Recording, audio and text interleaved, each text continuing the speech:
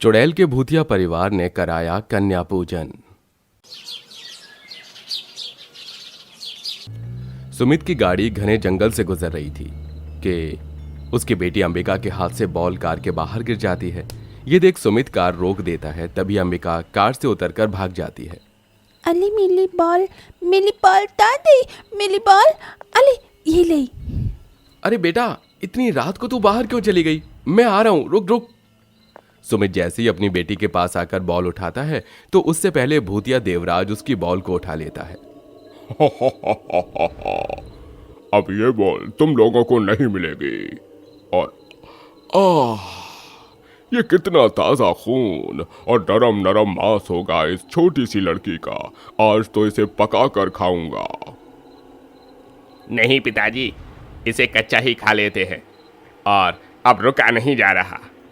भूत, दो भूत, देखो मेरी बेटी और मुझे मत कहो कुछ। हमने तुम्हारा कुछ नहीं बिगाड़ा। अरे जाने दो। नहीं, अब तो तुम नहीं बचोगे। पापा भूत मुझे डर लग रहा है पापा।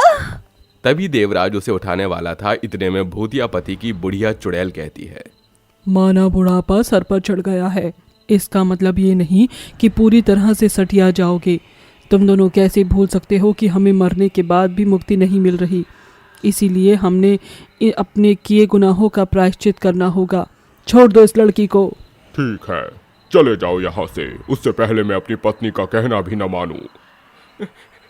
चल अंबिका, चल यहाँ से चल। सुमित अपनी बेटी को गोद में उठाए बॉल लिए वहां से चला जाता है। हाँ माँ जी, पापा जी, भूलिए मत हमने अभिमन्यु की पत्नी को कितना सताया है। अब फिर से एक कन्या को और मत सताइए। वैसे भी नवरात्रि आने वाली है, देवी मैया रुष्ट हो जाएंगी। भाभी बिल्कुल ठीक कह रही हैं पापा। मैंने भी उसके साथ बहुत गलत किया है। देखिए ना हमारे साथ क्या हुआ। मौत मिली भी तो मुक्ति नहीं मिली। ठीक है, पर हम प्रायश्चित करेंगे कैसे? अब हमने कन्या के साथ गलत किया है तो नवरात्रि में मैया को मनाना ही होगा। हमें कन्या पूजन करना होगा। 9 कन्याओं की अच्छे से सेवा करनी होगी। हाँ बहू, बिल्कुल ठीक कहती है। इस तरह भूतिया परिवार कन्या पूजन करने की ठानता है। भूतिया परिवार मिलकर अपने घर की सफाई करते हैं और 2 दिन बाद आई नवरात्रि के पहले दिन को दुर्गा मैया की अच्छे से पूजा करने लगते हैं। बहू, अच्छे से माता की चौकी सजा दी ना? हाँ माँ जी। चलिए दुर्गा माँ की आरती शुरू करते हैं। मन तेरा मंदिर, आंखें दिया बाती, होठों की हैं थालियां बोल फूल पाती, रोम रोम जिव्या तेरा नाम पुकारती, आरती ओ मैया आरती, जोता वालिए माँ तेरी आरती, शेरा वाली दा बोल सांचे दरबार की जय। जय। हे माता रानी, हमने जो गलती की है उसकी सजा हम भुगत रहे हैं। हमें अपनी गलती का एहसास हो गया है। माता रानी, हमें इस बेकार भूतिया जीवन से मुक्ति दीजिए और हमारे हाथ से भोग ग्रहण कीजिए। लीजिए मैया। बहू बनाया हुआ भोग माता रानी के सामने रख देती है और सब माथा टेकते हैं। तभी माता रानी की मूर्ति से एक दिव्य रोशनी आती है। अभी तुमने पश्चाताप करना शुरू नहीं किया है। मैं तुम्हारा भोग अभी स्वीकार नहीं करूंगी। जाओ, पहले 9 कन्याओं के अच्छी से सेवा करो और उनका पूजन करो। अगर तुम अपनी परीक्षा में पास हो गए तो मैं माफ कर दूंगी। तभी वो रोशनी चली जाती है। माँ जी, पापा जी, आपने देखा ना, दुर्गा मैया ने हमें संकेत दिया और सावधान किया। हमें अपने आसपास जाकर छोटी कन्याओं को खाना देना होगा। जो अनाथ हैं उनकी मदद करेंगे और 9वें दिन कन्या पूजन। हाँ, बहू तो बिल्कुल ठीक कहती है, पर हम बाहर मदद कैसे करेंगे? हमारा ये शरीर किसी ने देख लिया तो? हमारे पास थोड़ा जादू तो है, बाकी हम अपने चेहरे को कपड़े से ढक लेते हैं। हाँ ठीक है। फिर वे सभी अपने जादू से खाना तैयार करते हैं और अपना मुंह ढककर अलग अलग दिशा में जाकर छोटी छोटी बच्चियों की मदद करते हैं। अनाथ लड़कियों को खाना खिलाते हैं।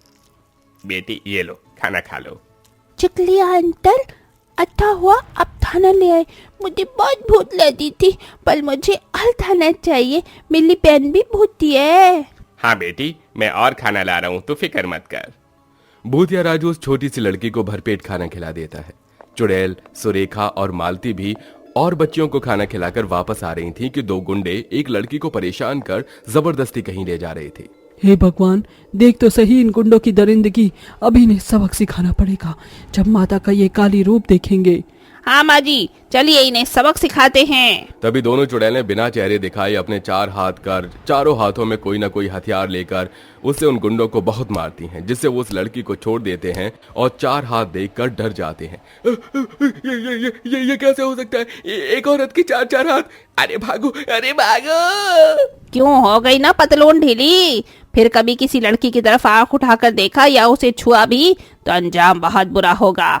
दुर्गा माता के 9 स्वरूप को जानते नहीं हो क्या? उन्हीं का ही ये एक रूप है जिसमें वो ऐसे दानव रूप का नरसंहार करती हैं।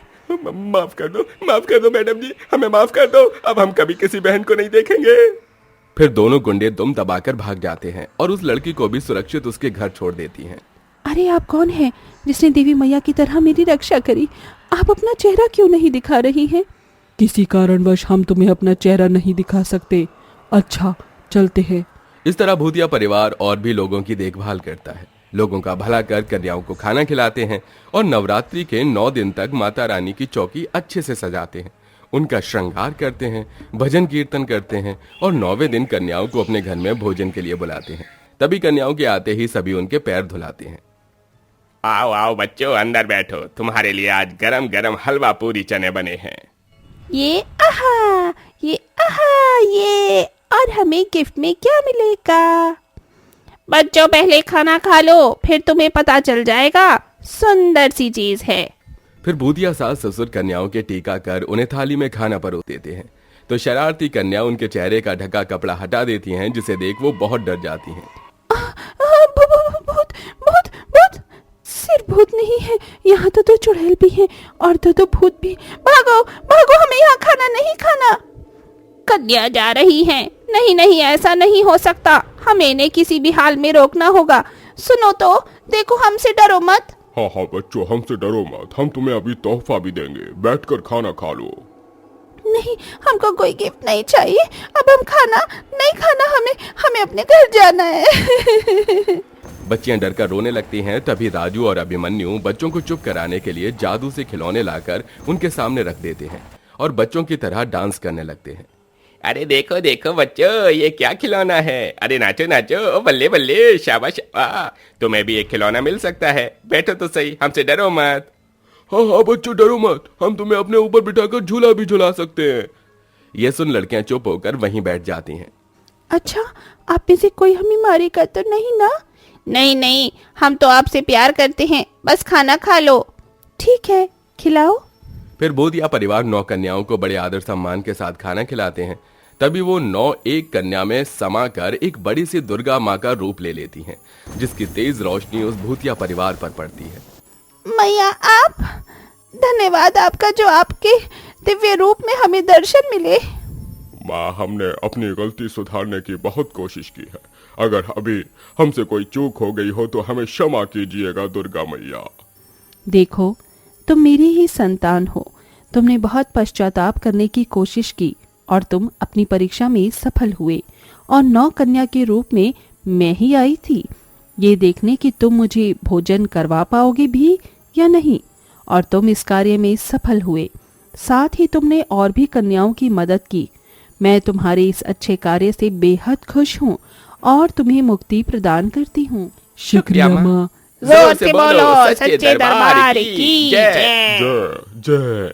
भूतिया परिवार मैया का जोर से जयकारा लगाता है कि देवी मैया के दाएं हाथ से एक दिव्य तेज उन सब पर पड़ता है, जिसके बाद उन्हें मुक्ति प्रदान हो जाती है। देखा दोस्तों, माता रानी सबकी परीक्षा लेकर उन्हें सही रास्ते पर ले आती हैं। इसलिए कभी अपने कष्टों से भय न करें। जय माता दी।